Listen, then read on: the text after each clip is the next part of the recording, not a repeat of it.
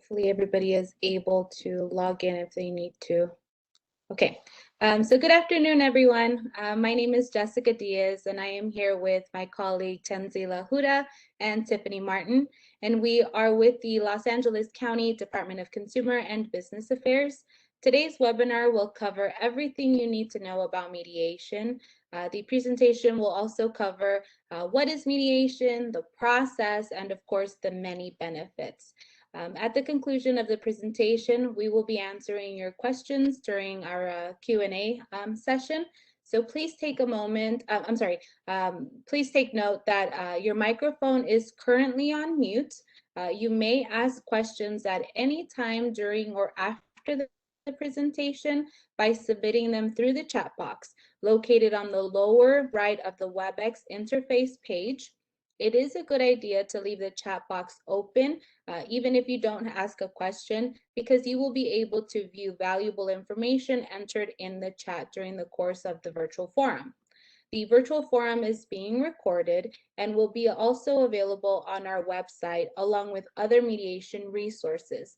Just go to the DCBA website, which is dcba.lacounty.gov, and click on the mediation tab. At the conclusion of today's presentation, we would appreciate you completing a short survey to let us know how we are doing and give us suggestions for additional mediation webinars. All feedback is welcome. And now I'll hand it off to Tenzila to kick off the presentation. Thank you, Jessica. Hello, everyone. Thank you so much for coming to this presentation. I've enjoyed putting it together, and I hope I can demystify some of the things about mediation and make it easier for you to understand. So let's get started. I'm going to turn off my camera and let's go from here. 1 second. Is it off? Oh. Yes. Okay. All right. Am I speaking loud enough? Just please let me know. It sounds good so far, Tenzila. Okay, so let's get started. I find it helpful to explain what mediation is by first explaining what it is not. So what is not mediation? Well, first of all, it is not meditation. You'd be surprised that the number of people who ask us if mediation is meditation. We do an outreach event once a month, or we used to before COVID, and every month there'd be 4 or 5 people who would come to our stall and would say, "This is meditation." "Oh no, I didn't bring my yoga mat." So it is not meditation. And number 2, it's not advocacy. So people request mediation, and then they tell us, tell the world what he did to me. You know, DCBA, you guys have power. Why don't you lobby the Board of Supervisors to make these policy changes? So that's something we cannot do. The other thing mediation is that it's not a judgmental process, and we don't judge. So clients often ask us to make moral judgments. They will say things like, "You have to agree with me that he's the bad guy here, correct?" Or they'll say, "I want to know whose side you are on. You agree with me that I'm the victim here, right? Tell us who is right, tell us who is wrong." Or sometimes they tell us to judge what the outcome would be. So if I go to trial, tell me if I'm going to win, or is that guy going to win? What are my odds? These are things we cannot answer for you. Number 4, legal representation. So a lot of people, they cannot afford attorneys, so they request mediation. They tell us we couldn't afford it, that's why we came to you. They request mediation, but they expect from us what they would expect from attorneys. For example, they'll say, "You need to defend me, you need to fight for me." Or they ask for legal advice, or they want you to explain the law or tell what the law says about certain issues. Unfortunately, we can't do that for you, but if there are resources for that which we provide. The other thing we don't do, that mediation doesn't do, is that we cannot be witnesses. For example, you come and we mediate for you. If the mediation doesn't work out, you could end up going to court. So a lot of times people say, you know, I want you to be a witness in court. I want you to come and testify and tell the judge what you heard. We can't do that. Another common request we get from parties is that they request that we write a letter explaining and detailing what happened during the mediation process. Again, that is something we can't do. Number 6, personal input. So people are always asking us, tell me what to do. Tell me how to solve this problem. Should I accept this offer or should I go to trial? Tell me what you would have done in my shoes. Give me your personal opinion. Again, that is something we cannot do. Another frequent request is small claims assistance. People ask us to help them to file lawsuits or trial prep. That is also, unfortunately, what we cannot do. So now let's turn to what we can do, which is what is mediation? So mediation is a confidential dialogue-based process where a mediator assists 2 or more parties in resolving their disagreements. The parties must voluntarily participate in the mediation process. Mediation is a problem-solving tool. It's a tool that requires the assistance of a mediator. Mediation has 3 basic components: confidentiality, the participation by the parties should be voluntary, and the mediator should be neutral and impartial. Let's start with confidentiality. This is what it means. Everything and anything that's discussed during the mediation process is confidential. Mediation discussions cannot leave the mediation room. Whatever you say in person, over the phone, by email to your mediator, or whatever documents you share, all of these are communications and they are protected and they're confidential. A party tells you something in private, so in like what we call caucus, they tell you something over the phone. We cannot share what they tell us with the other party without the first party's consent, because we want the parties to trust us. So sometimes when the mediation is not successful, the parties end up going to court. And again, as I mentioned earlier, we are not allowed to testify. So there are reasons we have these rules. There's a reason why there's confidentiality as a rule. Because the mediation process, unlike the litigation process, it needs to be private. We try to respect people's wishes to not share information they do not wish to share. We want the client to trust the mediator. We want to give a safe space where they can discuss what is on their minds and in their hearts. And now let's talk about the second part, the voluntary participation by the parties. So no one can force you to mediate. No one can be forced to mediate. Sometimes only one party wants to mediate, but the other party wants to go to court. A mediation will only take place if both parties willingly participate. Once the parties agree to mediate, everything that takes place during the various stages of the mediation have to be voluntary also. No one is obligated to share information or documents unless they want to. Mediators cannot pressure the parties to accept offers or sign agreements. Mediators will make sure that the parties don't bully or intimidate each other during the mediation discussions. So if you're in a conference room, a good mediator will take care that there is no intimidation. Voluntariness also means that the mediation client, you may terminate the mediation at any time for any reason. Even so, like you take part in the whole mediation process, even then you're not obligated to sign the settlement agreement simply because you participated in mediation. And the voluntariness, there's a reason behind that, and this is what it is. The principle of party self-determination distinguishes mediation from litigation and arbitration. In litigation and arbitration, a third party, a judge or an arbitrator, decides what the resolution should be. Mediation, on the other hand, is a process that provides the parties with the ultimate power to decide how to resolve their own disputes. Only the parties know what really happened. They have to live with the resolution, so they should decide what the resolution should be. We enable and empower the parties to take control of their dispute and find resolutions that fit their beliefs, their pocketbook, and what subjectively makes sense to them. We encourage the parties to make informed choices and uncoerced decisions. Stress affects your ability to think clearly or make good decisions. The mediation process aims to be as comfortable as possible for the parties. Now, the next thing we're going to talk about is what it means to be facilitated by a mediator. So the mediator is three things: a third party, a neutral, and an impartial party. So what does it mean to be a third party? Third party means you're not involved in the fight or the dispute. You cannot be related to the participants. Preferably, you're someone who doesn't even know the parties. Imagine you're a boxer, but the referee is your opponent's brother. Would you trust that referee? Would you jump into that ring? Would you trust the process? Probably not. We want you to trust the mediator. So the mediator has to be an involved third party, and that's what makes mediation effective.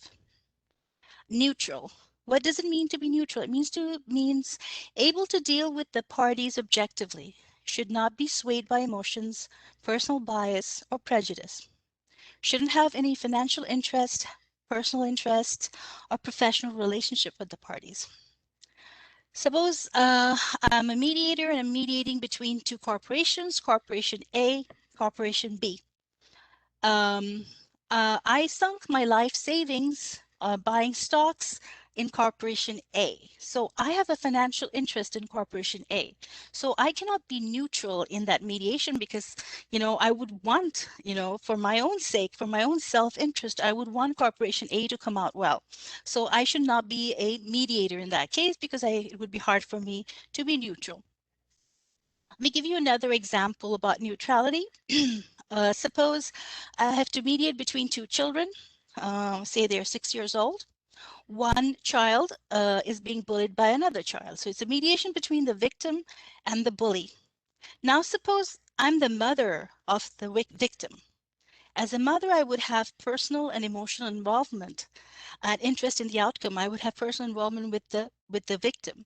So I cannot be a neutral in that situation. Impartial. Impartial means you will not favor one side over another, and you would treat them the same. You have to be fair. You have to give equal opportunity to both parties to tell their stories, ask questions, express their concerns and their fears. You will not judge the parties, their behavior, or their choices. So the principle behind being a third party, being a neutral, being impartial is this: that we want the participants to trust the mediator, we want them to feel safe, and we want them to speak freely. Okay, and let's go to the next one. What's in the mediator's toolbox? So mediators solve problems through dialogue. So what tools do we need for effective dialogue? So number one, words. We communicate using words. Words could be spoken, words could be written. The communication could be done face-to-face, by phone, in writing, in text messages, but it's words that we use. That's our tool. We use carefully crafted words and statements to diffuse tensions. We carry messages from one party to the other. We relay all sorts of information between the parties. Their stories, their offers, the counteroffers, questions, demands, pleadings, and proposals. If the parties could have talked it out with each other, they would have solved the problem themselves. They needed a mediator because they are not able to have this conversation. Your mediator enables you to have the conversation you should be having with each other or you could have had with each other. So words are really, really important in the mediation process. Number two, effective listening skills. We use our ears to hear, pay attention to details, understand the story, and hear the emotion behind the words. Understand also, a good mediator should be able to hear what is not being said. They're hidden things, you should be able to tell. If you have a lot of experience, you'll be able to understand why people do certain things. Number three, power of observation. So you can say you use your eyes. We see the body language and hear the tone of voice, emotions. We notice if the person is crying. We notice if they're red in the face. We see if their fingers, their fists are clenched. We should be noticing those things. Storytelling. Storytelling is not a simple retelling of facts. Storytelling in mediation is a thoughtfully crafted narrative. We help you understand what it is like to be in the other person's shoes. We help we help you to realize that the person you're fighting with is also suffering. You're not the only one who is in pain. The person you're fighting with has needs, just like you have needs. The mediator's storytelling helps humanize the parties. Sometimes they build bridges. We help you to empathize with your opponent and the other way around. So it's storytelling with a purpose. Number 5, asking thought-provoking questions. There are many different types of questions we ask. I won't go into detail, but just summarizing the mediator's toolbox. I speak, I listen, I communicate, I tell stories, and I ask good questions. So I use these simple tools to solve your problems. Okay, so now let's talk about mediation process and the mediator's role. Would it be okay if I just take a few seconds to just get a glass of water? Yes, go ahead, Tanzila.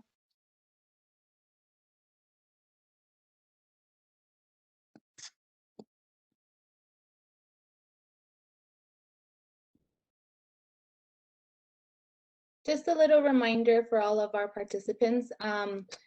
Reminder is to keep the chat box open because we will be adding links on there. And should you have any questions, it's important for you to add the questions on the chat box so that we are able to answer them during our Q&A session. You can ask your questions throughout the presentation, but just note that we will be answering them once we've concluded the presentation. And yes, I hear you, Tanzila. Okay, sorry about that. I don't know why my throat got so dry. All Okay. right, so mediation process and the mediator's role. So the first thing that happens, what gets the mediation started is the mediation application. People request mediation. So we receive the mediation request, and then what we need to do is we review the request, of course, and then we need to schedule a meeting. The meeting could be face-to-face, like physically in the office. That was before COVID. Or it could be a three-way phone conference, or it could be a video conference as well. So what mediation does, what mediators try to do is that we try to work with the comfort level and the safety needs of our clients. So some parties are perfectly fine being in the same room. So we'll just request one mediation room, one conference room. Sometimes they are not. Sometimes they are the emotion level, the emotional energy, the anger is so high and so strong that they cannot be in the same room. They need separate physical rooms. I've had people who did not want to be on the same floor, not only the same room, but not even the same floor. And some, so if people don't want to be physically present, we can do virtual, video conferences. And it's interesting, the last couple of months I had parties, like I was scheduling video conference, and they told me they were not even comfortable being in the same virtual room. Like, I don't want to be in the same virtual conference with the other guy. I hate him so much. I can't stand that person. So they wanted to be actually in two different virtual rooms. So we work with that. We work with the comfort level of our clients. And other times we do phone conversations. So, you can just, it's a three-way phone conference. All the both parties on the phone with a mediator there. The other thing that we could also do is shuttle phone conference. So basically we speak with one party, we have a discussion, we take notes, then we call the other party, tell them what happened in the previous with the phone conversation with the other person, and then this person tells us some things, and then we hang up, we call the other guy. And so we make a series of phone calls until hopefully we reach a resolution. Number 2, mediator's opening statement and ground rules. So in that was the first stage of the mediation, like I said, is like you get the application and you schedule a meeting. So what happens after the meeting is scheduled and you have the parties present in the room or on the phone or the video conference. So now the mediation starts. What happens? How does it start? It starts with the mediator speak, and the mediator gives a roadmap of the mediation process, explains the different steps and what happens in the different steps, how long it would take. A lot of it is logistical stuff. The mediator also sets the ground rules. So it could be something like, hey, here's the bathroom key, there's the bathroom, coffee maker is in that room, here's the tissue paper box. So things that they might need, but more importantly, the mediator sets behavior codes, behavior rules during the mediation. So it's something like, during the mediation, there should be no screaming, no name calling, no personal attacks, and then we also take into account, we ask our parties, what ground rules do you want? What would make you comfortable? So sometimes parties will tell us, I want to focus on the future.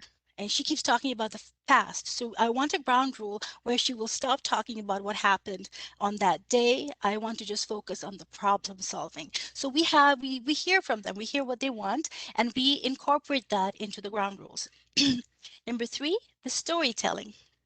And the storytelling part, the mediator doesn't speak. The mediator is not is using his or her listening skills. The mediator listens, observes, and takes notes, but doesn't speak. And the party speaks. So mediator turns to the first party and says something like, "Tell us what happened. Tell us what you want to see happen today. Tell us what resolution you're looking for." And so we let the party speak, let them say what they want. We make sure the other guy doesn't interrupt this person and this person can uh, say what he has to say. After the person is done, we turn to the second person and we say, now you tell us what happened. Tell us what you want from this mediation. Tell us what you're hoping for. So that's the storytelling part. Number 4 is the mediator sets the agenda after hearing both sides of the story. So in this portion of the mediation process, the mediator uses his or her power of observation and listening skills to determine the best way to proceed forward. So mediation is not two people yelling at each other and discussing things at random. It's not. Mediation is a structured dialogue. It's a choreographed conversation, if you will. Mediators create the issue list, and they determine the order of the discussion. So this is like an example would be this. Say the mediator listens to both sides of the story and then says, I heard both of you, and I see there are 6 different issues. It seems like there's 6 different points that we need to discuss. But I noticed that hearing both sides, I noticed that there's one issue you both agree on. So why don't we, I'm going to create a list of the things that we're going to talk about, and I'm going to rank it. It's a to-do list, and I'm going to rank it. So the first thing I suggest we talk about is the thing that you have in common that I think we can have an agreement on. So let's do that first and get it out of the way. Now we are left with 5 other issues. So party 1, tell me these 5 issues. Rank the issues for me. What is most important? What issue needs to be resolved today? What issue can wait another week or another month? What issue is not that important? Is not, doesn't mean much to you. So we turn to both parties and tell them to rank the issues. We try to find a consensus, and then we create the list, the list of issue, and they are ranked by order of importance to the parties. Number 5, issue discussion. So now that we have set the agenda, we have the list, we take each issue, and we go topic by topic and work through it. We ask thought-provoking questions. We encourage deep thinking and introspection. We encourage the parties to make informed choices. We tell them, do some research. Don't make a decision today. Talk to a friend. Talk to your husband, talk to your wife. Consult an attorney. Do these things. Make the decision that's best for you. We also do a lot of fact finding during these dialogues. A lot of times, we just get more information, and that really helps resolve it sometimes, because then the parties realize there were misunderstanding. So that really helps. We also encourage creative brainstorming. So I always tell my parties there are no bad ideas. Throw it on the table, put it on the table. It doesn't matter what it is, just put it there and then we'll work through it. But just tell me what's on your mind. Just put it on the table. Let's discuss it. Let's talk through it. Let's weigh the pros and cons. And if you both like it, then we have an agreement. Number 6, impasse. So mediation techniques and strategies. What happens, if things get stuck, or what are some ways to make the mediation more effective? One of the techniques, one of the things or principles that we encourage is compromise. We say, hey, give up some of your demands. Are you willing to do that? Would you be willing to accept less money than you want, than you believe you deserve, or you believe you're owed?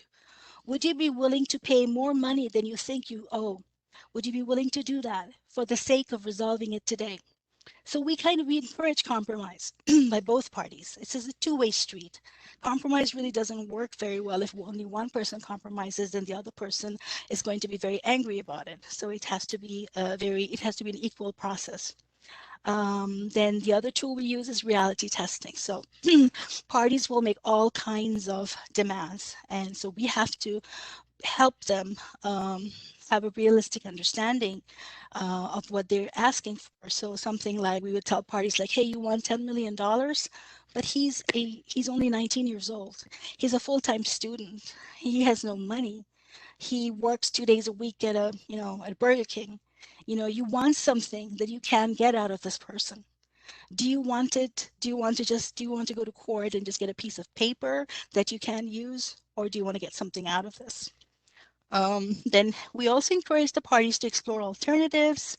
We encourage them to get something instead of nothing, to look at all the different ways they could solve the problems, and I'll go more into detail later on, is that money isn't everything. There are other ways to solve problems. The other technique we use, storytelling. So I told you previously about the parties tell their story. The mediator also tells the story, but the story style is different. They try to foster empathy. They try to humanize the parties. They try to help them understand each other better. And then we have other factors that affect decision making that we try to see if they work. So for instance, we pay attention to the parties, we hear about their stories, we hear about the things they say, and we notice certain things. So sometimes, like recently I did a mediation with the parties. They were neighbors who were fighting for 20 years. 20 years of fighting. During the mediation, one of the things that I noticed was that they both mentioned that they're Christian and they're very, very religious. They talked about brotherhood and things like that. They talked about caring about each other, giving back to the community. So I heard them mention these things when they were telling their stories. So I said, you both have the same values. You both believe in the same religion. You both believe in these values of forgiveness and helping each other. How do you reconcile that with the fact you're fighting for 20 years when you believe in the same things? Does it work? Does it conflict with your religious beliefs, the way you're fighting? Because they told me they wanted to kill each other. So I told them, like, you have these feelings, you have these beliefs, but your actions, they kind of don't match. So, once we started talking about that, both parties, they said they forgive each other, they decided to forgive each other, and they worked out a solution. So you, as a mediator, you have to look for other pathways. It's not always money. You have to listen to their story and find something that might be helpful. Other times you can hear a party talk a lot about stress, about how they're getting, they're draining out of money. They are just fed up and they're stressed out. So we talk to them about, like, I know you want this, but you're also telling me something else. You're also telling me how this is affecting your health, your mental peace. You can't sleep. You're asking the doctor for sleeping pills. So there's another thing you can get. Like, if you resolve it today, you may not get the money you want. You may not get what you're actually asking for, but there's something else you're getting back. You can get your health back. You can sleep better. You don't have to worry about this anymore. You can get closure and you can move forward. So there are other things we look at. Number 7, this is about agreements. I'm not going to go into detail because it gets very complicated, and you can ask me questions about it, but I'm not going to go into detail. But basically, we write, if the parties reach a mutual settlement agreement, we can. The agreement could be verbal. If it's court, it needs to be written. It has to be an enforceable settlement agreement, and we file that for you in the court. I mentioned previously that we try our best to make the mediation process comfortable for the parties. So how we do this is, we will file it for you. We'll take care of the paperwork. We'll write the agreement for you. We try to make things as easy for you. Another kind of agreement is called memo of understanding. So that's not enforceable. It simply memorializes their intentions, and it's basically like an instruction sheet if you want. So let's turn to the last part of the mediation of this lecture, which is about the benefits of mediation. So, so it's the best way to understand, to appreciate mediation is to compare it with the litigation process, because mediation comes from litigation, but it's a different process. And comparing them really helps you really appreciate the benefits of mediation. So litigation is an adversarial process. In litigation, you are enemies. Enemies solve problems by fighting. How do you fight? In litigation, you fight by bad-mouthing each other, presenting evidence against each other, trying to make each other look bad. In litigation, you fight for your own needs. What the other party wants is no concern of yours. All you want is to achieve your own goals. The other guy has to lose for you to get what you want. That's the nature of the beast. So it can be, and it is a very unpleasant, toxic, and stressful experience for a lot of parties. Going to court, litigation is not fun. But let's look at it, let's compare it with a mediation. Mediation is a peaceful and collaborative process. We encourage sharing of information. We encourage mutual understanding, cooperation, bridge building, empathy. Mediation is not a fight, it's a dialogue. The mediator has 2 clients, and both of their clients are equally important to the mediator. In litigation, you would say to your attorney, this is what I want. I don't care what the other party wants. In mediation, the mediator tells the parties, to resolve this problem, you have to consider what the other guy wants. You won't get what you want unless he also gets something of what he wants. He has to agree to the solution. This is a two-way street. So again, this is a collaboration. It's not always a partnership, but it's a collaboration. You work together. Let's talk about privacy. Litigation is a public event. Trials are public events. You have public records. Anyone can go to the court and look up any public records. Anybody can walk into the courthouse and watch a trial. In litigation, you have open court trials. So basically, you're discussing personal problems in a room full of strangers, kind of like in a fishbowl. The experience for most people is embarrassing, humiliating, and intimidating. Mediation, on the other hand, we give you private conference rooms, we do virtual rooms, we do phone conversations. Our basic principle is confidentiality, privacy, protecting your personal infos, respecting your personal wishes, making you feel comfortable, making you feel safe and protected. Time. Think about this. Suppose you go to work, you use your car to drop off your kids, go to supermarket. So you need your car for transportation. You need the car to make a living, because that's how you go to work. Suppose you have a car accident and your car is totaled, or it needs repairs and it cannot be driven in its condition. So you want to solve this problem. You want the other guy to pay you to fix your car, and you don't have the money to do it. So until your car is fixed, you don't have a car, you have to use public transportation, and it's causing tremendous inconvenience for you. So if you try to solve this problem through the court system, you have to wait for a trial to take place. Okay, but the problem is that the trial is restricted by the court's calendar. You may need your money ASAP. You may need it today, because you just can't go on like this. But the court, can give you a trial date that's a month away, 2 months away, 3 months away. The trial dates are a year and a half away. So that's how it works. You can just walk into the court, both parties, you and the guy who hit your car, you can walk into the courthouse and say, tell the judge, hey, today's our day off, not doing anything today. Can we have the trial today? Well, it doesn't work like that. The answer is no, it doesn't work like that. In mediation, we have parties, like if it's a court case, we try to push them, we try to do them sooner than if it's a non-litigated case. There are things that they'll call us and tell us, like health related issues, and they say, I need it now, I need to get dental surgery, I need that dentist to work with me, I'm having so much pain. So they tell us and we listen to them, and then we try to prioritize those people. We try to call up and say, hey, she's in pain, can we work on it today? So, so all the time. So what we do is we schedule appointments. Sometimes we could do it in a week, or 2 weeks. And like last week, somebody called and said, I want it done today because he goes to USC and his final exams are this week. So he told me last week, I have to have the mediation this week because I need to study for the exam. So I'm like, okay, are you free today? Can you give me 2 hours of your time today, anytime from 10 o'clock to 6 o'clock? He's like, yes, I'm desperate. So I call up the other person. He needs to mediate. He has an exam. He doesn't want to fail the exam. He wants to go to medical school. Please, can you mediate today? Pick a time, here are your choices. The person said, they picked a time, and then we had the mediation. We had the 2-hour mediation, and it went really well. So that's the kind of thing we can do for you as mediators, which the court system cannot do for you. Okay, cost. Litigation is costly. Court filing fees, attorney fees, travel expenses, expert witnesses, research, gathering of evidence, trial prep.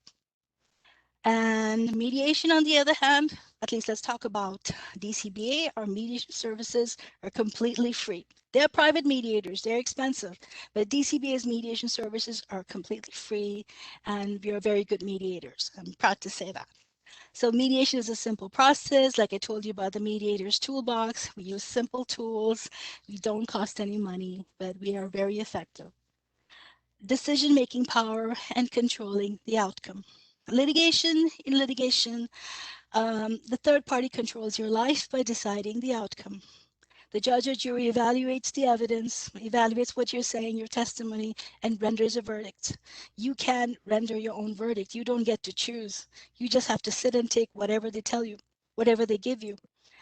And the judge or jury picks a winner and a loser, and you have no control over that. In mediation, as I mentioned earlier, we follow the principle of party self-determination, and you can give you full control to decide the outcome. And just one side note, notice that mediators do not control the outcome, they control the process. Accommodation of personal needs. So in mediation, we are sensitive to your needs. We try to make things as stress-free as possible. We try to support you.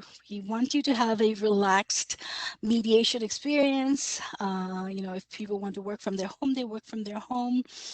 They don't have to come to the office. So we try to accommodate your needs. So an example I can give you is that we had, so this happened to me, at least in my cases, several times. One of them, like a woman, she said her husband was passing away. He was in hospice. He had about 2 weeks left. So she called me and she was crying and she said, I don't want to leave his side. I want to spend every minute with him. Can you help me? So I said, fine, I will try to get this mediation done by the phone. So talk to me. You be at the hospice, talk to me on the phone, tell me what you want, and I'll write up the agreement. I will give me the phone number, give me the fax number of the hospice, and I'll fax the agreement to you. You sign it and you fax it back to me. So that's how we worked it out for her. And she was very, very appreciative because she got to spend more time with her husband. And then the last topic, money isn't everything. And money really isn't everything. So sometimes, money doesn't satisfy emotional needs. There are all kinds of needs that we have. We all want different things, and our needs are very subjective. Some parties they just want an apology. Some parties just want an explanation. Hey, tell me what happened. So a couple last year, the year before, done mediations where people wanted to know why their welfare applications were rejected, why their loan applications were rejected. I mean, that was their mediation because I just want to know why I didn't qualify. I want them to give me an explanation. Just don't tell me, sorry, you didn't get it. So, and that itself gives them closure. That's okay, now I know I didn't get it. Now I know what to do to get it. So that is a resolution for them. missing info, help clear up misunderstanding, repair broken relationships. A lot of times it's not the money they need. They might want to exchange an item, or they might want to start talking again. They want to be friends again. And a lot of times people just want a mediation to bring it to a closure. It's kind of like almost like a ritual. Instead of going to court, let's work it out. And then thinking outside the box. So we do encourage a lot of thinking outside of the box, a lot of creative thinking. So one of my favorite cases was a long time ago when I was a new mediator. One party sued the other for $5,000. The defendant agreed that he owed $5,000, but he said, I don't have the money, but I feel guilty. I feel like a bad person that I owe you this money and I can't give it to you. So I said, can you give him something else? He's like, what? I'm like, I don't know. What can you give? Is there something else you can give of value? So he said, well, I'm a landscape artist. I plant trees, I'm a gardener, I do all the different things he told me he can do. He paints homes. So I went to the other guy and said, look, he feels bad. He has money. He doesn't have money, but he's offering he has these skills. Is anything useful to you? And the guy says, yes. He's opening a restaurant and he said he had 100 flower pots sitting around and he just couldn't find the time to hire a gardener to plant it. So he said, can you do it for me? And I'll dismiss the lawsuit. So that was the resolution. Okay, so thank you so much for attending the lecture, and let me know if you have any questions. Thank you so much, Tanzila. That was great.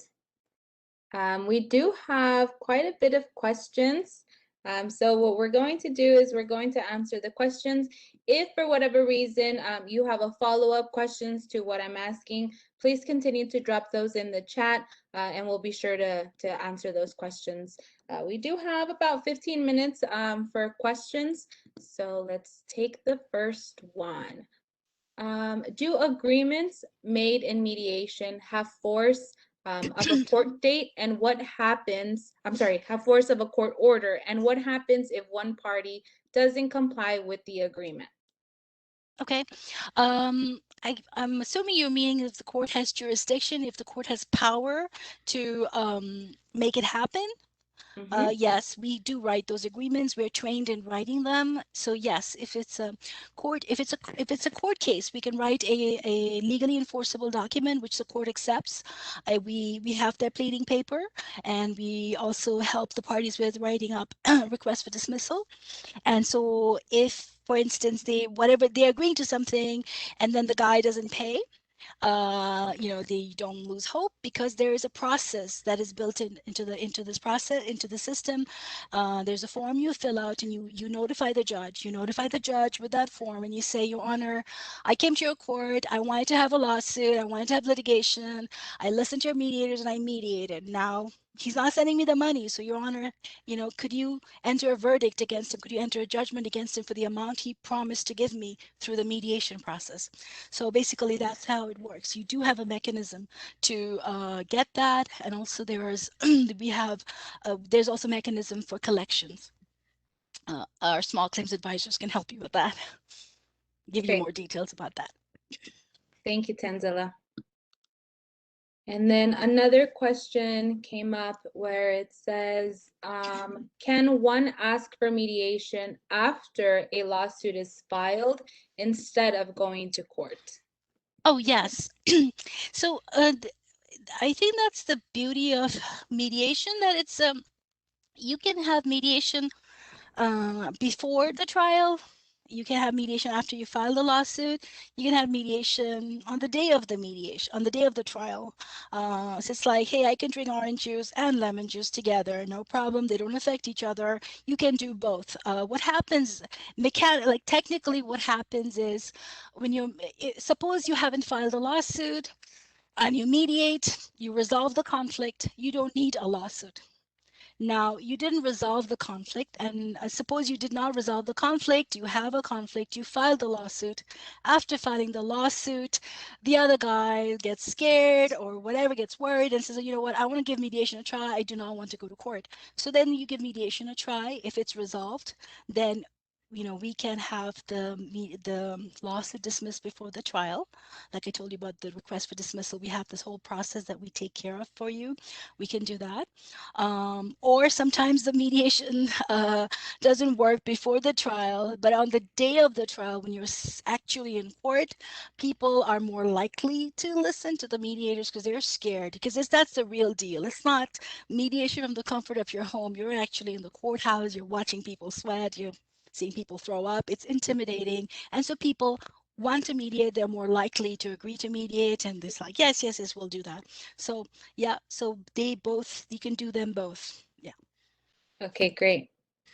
And then what happens in the mediation room if someone breaks the civility ground rules? Well, the mediator is not allowed to be violent, so we can't do anything about that. I'm just kidding.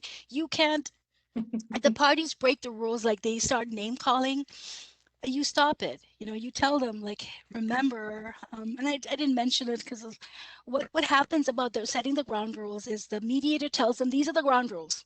Okay, you cannot call each other names, you cannot denigrate each other, you cannot talk about this, you can't do this, you can't do that. Do you agree? Do you agree, party A? Party A says yes. You go to party two. Do you agree to these ground rules? Yes? Okay, I'll hold you to that. And then you start the mediation. And so then they start calling you son of a this, that. Whatever they start doing, you tell them, listen, you told me, you promised me that you would stick to the ground rules. So it seems like this is not working. So I'm ending the mediation because this can't happen. So you're in control. You can end the mediation if things get like that. I had I was mediating in court, and the party suddenly got up and tried to punch the other guy. So I've seen things like that. You end the mediation and that person. You don't watch them have a physical fight. You call the bailiff, stop the fight, open the door, run away, call the police. Yes, you can do things. Mhm. Great. Okay. And then it says another question is, do I need to notify the party that I want to mediate? Sure, why not? Unless you have a restraining order, yeah, you can do that. Now, I just want to touch base a little bit more on that one. If you're submitting the request through our department, what we normally do is once we receive the request, we will email the notification if you've provided the email address, the invitation packet to the second party, as well as mailing them the copy of your request to the second party to notify them and offer them the mediation service. So the answer is kind of like a two-way question. Yes, you can notify them, as Tanzila mentioned, but if you're submitting it through our website, we will take care of that on our end. Another question is, what if I don't want to be in the same room with the person I have the dispute with? Are there other ways to mediate if I don't want to meet in person? Sure. If you can tolerate being in the same building, same physical space, we can try to put you into different conference rooms. Like I said, I've put people into different floors. I've done that. We do virtual mediation, like on video, like how we are doing it right now. We can have a mediation this way. So instead of you guys, instead of the audience, I would be talking to two different people who are fighting with each other, and the mediation would take place exactly like this, but it'll be in this format, this video format that you're seeing, that you're in right now. The other thing we do is phone calls. So, I call up both people and I talk to both of them at the same time, and we have a conversation. That's mediation. The other type of mediation, because mediation is about communication. So I think most of my cases, which are not in court, or even in court, I get them resolved by exchanging emails. A lot of just simple phone calls and emails. A lot of times I don't even talk to them on the phone. It's just I email them, hey, this is what he's saying. Here's the mediation request letter. This is what he's saying. What do you think? What is your side of the story? I do this whole conversation by email. I've done this with a lot of people, most of the people actually, and they will say, oh, well, you know what? That's not true. This is what happened. Or fine, I'll give him the money. Okay, you'll give him the money. Let me draft the agreement, and I'm going to send it over. I want you to sign it and send it back to me. Email it back to me. So that's another way of mediation. Mhm. Great. And our department does also have our online dispute resolution where we can chat with the other party. So the mediator is there, the other party can chat and submit offers, upload documents. So our department also has that feature. So kind of like a wrap up, we have phone, we can talk over the phone, we can do video. Unfortunately, right now, because of COVID, we have suspended in-person mediation, but that has not stopped the mediation process within our program. So we're able to use that online portal to be able to communicate to parties should they need to use that route as well. And I have another question. This one is about a neighbor dispute. The neighbor plays loud music throughout the night. Is this an issue that you can mediate? Yeah, we do this all the time. We do this all the time. Loud music, yes, we can. How these work, if you're interested to know, if you're curious, people tell us, you know, my neighbor is, I don't know, on a treadmill or playing this music, does tap dancing 3 in the morning, or they run around their living room all night long. So the noise, whether it's music or some other noise, bothers them, and they cannot, they cannot feel comfortable at home. They come back from work, and they cannot relax because that noise is intruding into their privacy, into their sense of comfort. So what they want in these steps of mediation is like they want the noise to stop. And as I explained, this is a two-way process. You can't just order things and make it happen. It's a process you have to work through, and it's a collaboration. You have to work with the guy who's making the noise. You don't have a choice. You have to work with each other to reduce the noise so that you can have the noise reduction that you're hoping for. So it's not the mediator calling that guy up and saying stop the noise, reduce the noise, stop disturbing this guy. Nope, it's not how it works. So we have how these mediations, this is what these mediations look like. Parties talk about different ways of sound reduction. So for instance, we've had people talk about they can put towels under the door so the sound doesn't go out, the sound doesn't come in. There are different types of carpets that they use so that the sound doesn't go, to the next floor. There you can put stuff on your doorknobs, you can put stuff on your windows, and in fact I heard about like an open window, and there's a way to hold back noise. So I don't know how that works, but there's even that thing. It's kind of like an air conditioner like thing that the noise comes and it blows it away. It's like a flamethrower. You go against the noise and it can enter your room. I don't know if it really works, but there are all these different ways to reduce the sound. Other kinds of creative solutions I've been able to get was like, I've said, okay, fine, understand that there's going to be noise. Unless your neighbor is dead, he's going to make noise. If he's alive, he's going to make noise. You have to accept that. That's rule number one. So he's going to make noise, and the question is, how much noise are you willing to tolerate? How about, pick a time when the person can make more noise. So I've had the people talk about when they go jogging, when they take their dogs for a walk, when they're in school, when they're work, and we try to like, hey, when you want to party when he goes jogging. You want to play this music, you want to do salsa dancing, whatever you want to do it while he is, he's doing this thing. On weekends, he goes to his mom's house, whatever. So we try to work with their schedules and what works in their lifestyle so that they're both able to live their lives, do the things they want, and stop fighting. Okay, great. We do have about 4 more minutes. So I'm going to ask you just one more question because I want to talk about another item that we do have, and it's about our volunteer process. So the very last question is, does the mediator solicit information from witnesses or other parties during the mediation process? Does the mediator solicit what, sorry? Information from witnesses or other parties. For the mediation, as a preparation for the mediation, or during the mediation, during the It says specifically during the process. So we're going to assume, Les, correct me if I'm wrong on the chat, during the mediation process. Okay, so the mediation is between the parties who are the parties to the mediation, the people involved in the fight. A witness is really not involved in the fight. He just happened to, bad luck, just walks into a room and watches this, or happen to stand by the side of the road and watches, two cars crash. So they are not real participants in the mediation process.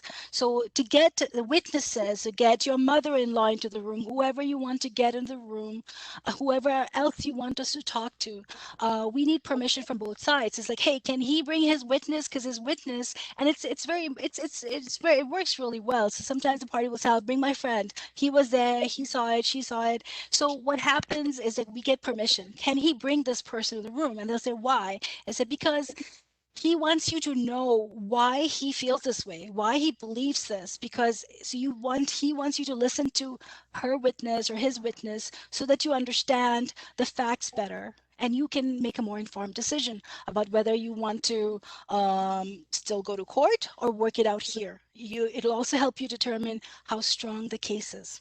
It's also kind of the witness is, it's a testimony, so it's evidence. So yeah, I encourage that.